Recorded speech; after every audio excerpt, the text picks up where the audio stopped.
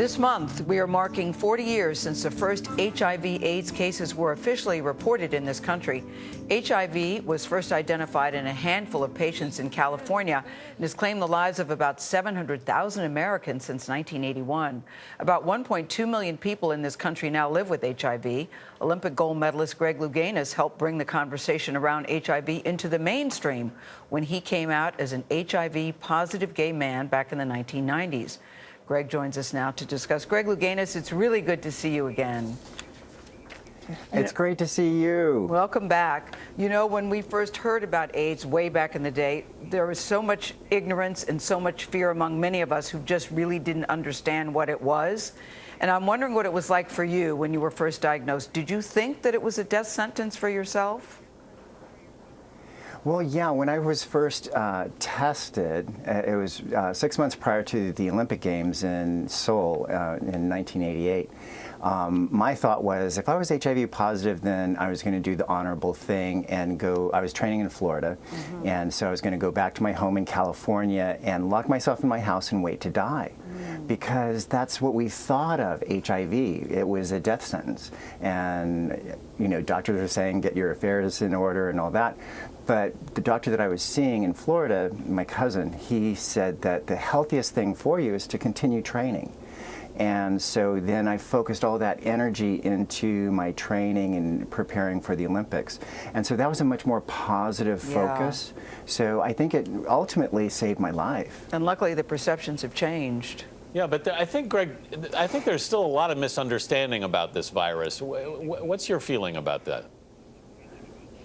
There is. I mean, I just got a message yesterday from a mother whose son seroconverted, and she said that he's giving up because it's so scary and terrifying.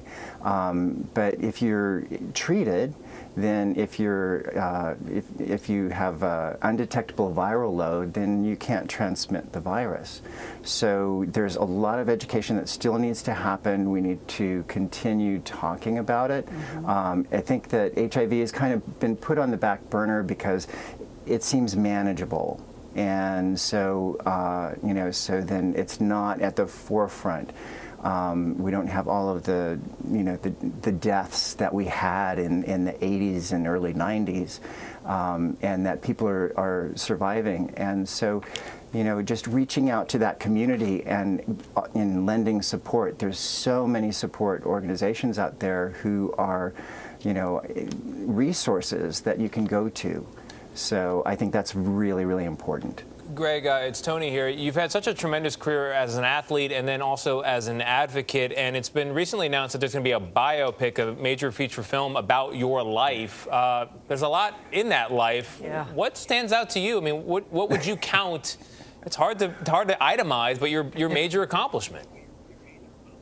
It really is. You know, it's funny. I'm really happy that they're doing this biopic, and I think it's going to be really, really incredible.